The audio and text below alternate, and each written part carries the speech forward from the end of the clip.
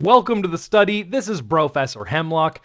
Here today, I am going to break down how I handle the toughest seed carries for Artificer Xy'mox. And this is a boss we've recently downed. This is our actual second week of downing the boss, and I've got this seed carrying down. I've got it to an art form at this point. One thing to note here in this video, I am playing Venthyr for the first time. So the DPS rotation is very sloppy. I make quite a few DPS mistakes here, and that does affect my DPS in this fight, and it looks really bad. However, we down the boss because this is not a DPS boss, it is a mechanic boss. As long as people don't die to seeds getting exploded, you're going to be A-okay. So I really want to go over how I carry the seeds and how to do it properly. So we are running Shimmer for this. I am running the Conduit to reduce the Shimmer cast time.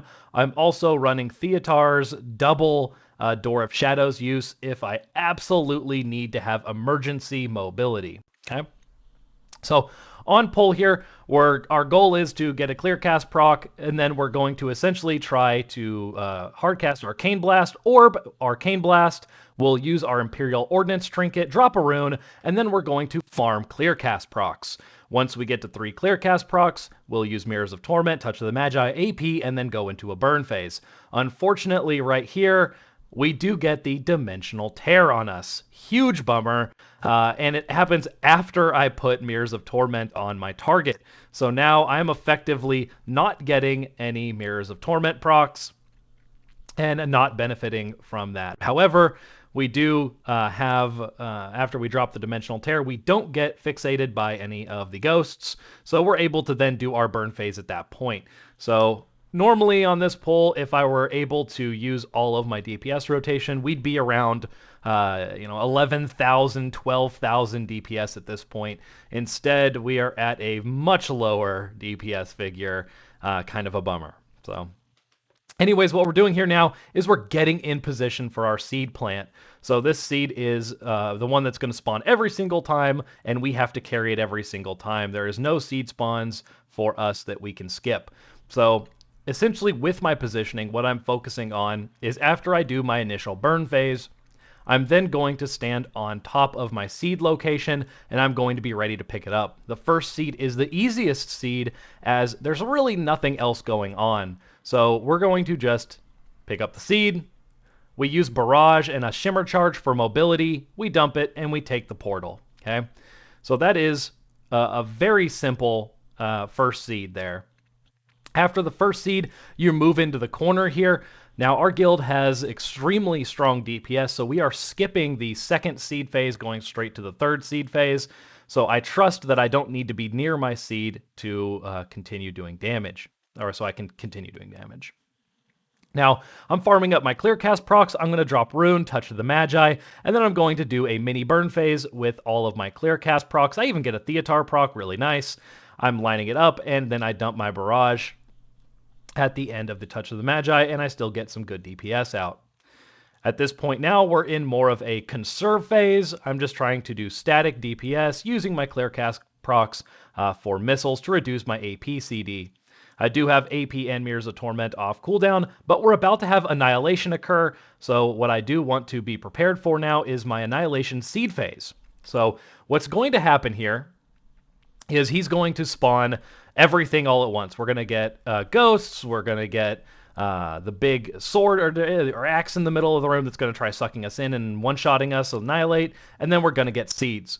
So right here at this point, our shaman has dropped Windrush Totem as the seeds are spawning right now. So the seeds have 2 seconds before they start spawning. So I'm going to go into a basic rotation of Arcane Barrage, AE, Arcane Barrage, AE, Arcane Barrage. Why we're doing this is we're running Chrono Shift to get that massive speed boost. Okay, so Annihilation, Cloudburst, or Windrush gets dropped, and now we're just getting speed boost, Arcane Barrage, speed boost.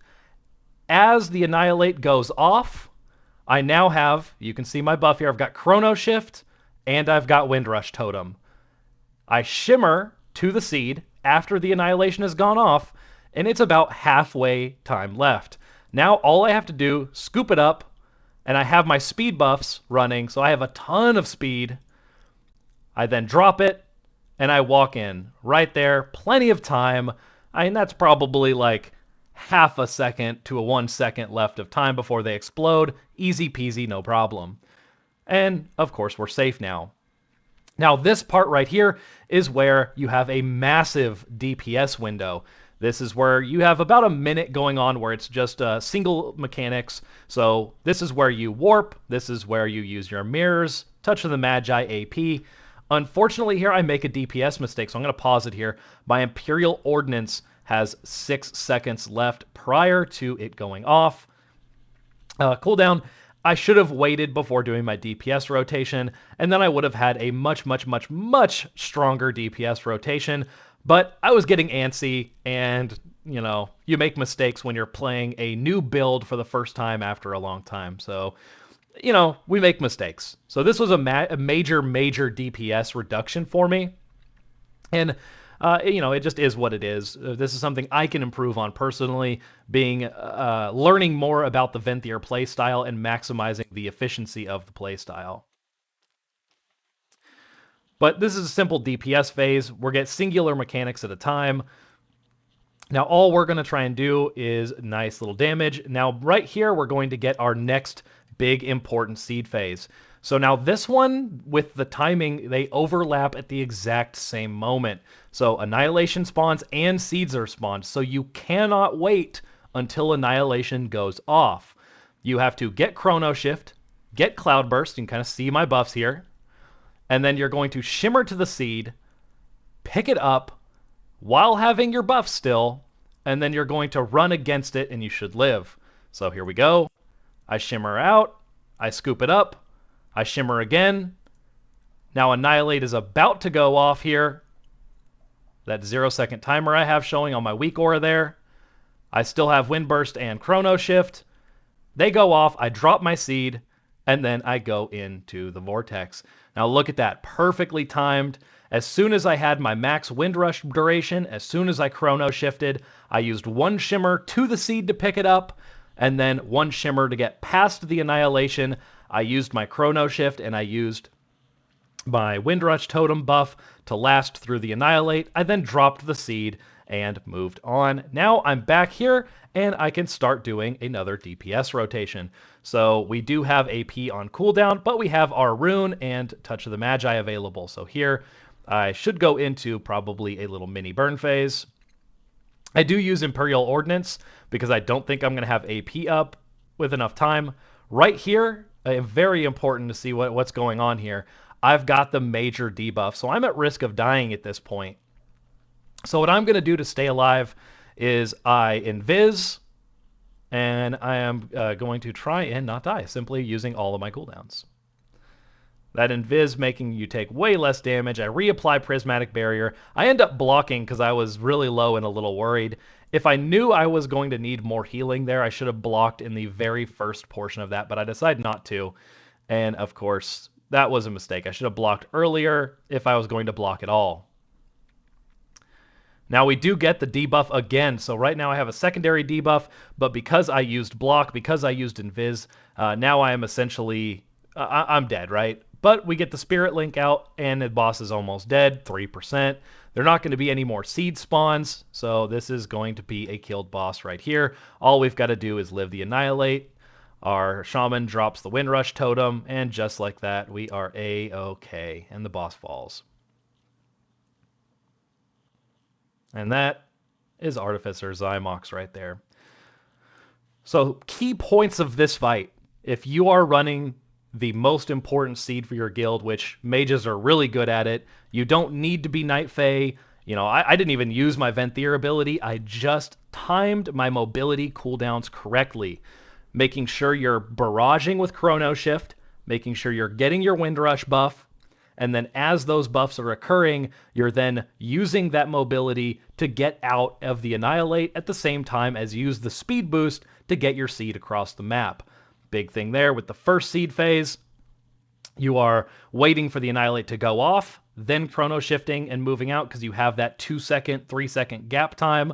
And then on the hardest phase, you are, at the instant, you are getting the seed spawns. You're making sure your wind totem buff is refreshed. You're making sure your chrono shift is refreshed. And then you are shimmering to the seed, scooping the seed up, shimmering out to the other side of the Annihilate. It will explode. If you have your Windrush buff, if you have your Chrono Shift buff, you have enough speed to outrun the Annihilate. Then it goes off, you drop the seed, you take the portal back, and you are solid. And that is essentially how you handle Artificer Xy'mox right there. And look at that. We're rewarded with sick loot for doing our seed run. Very nice. Overall, I made a ton of DPS mistakes. Even with all those mistakes, we did a respectable 4.6k DPS. I've done much more on previous polls, and my best parse on this is somewhere in the low 90s, I believe. So overall, the most important part is seed carry. Anyways, thank you for watching. I hope you enjoyed the video and my breakdown on how to carry the seeds as a mage, specifically an arcane mage, and good luck on your future polls. Everyone have a great day.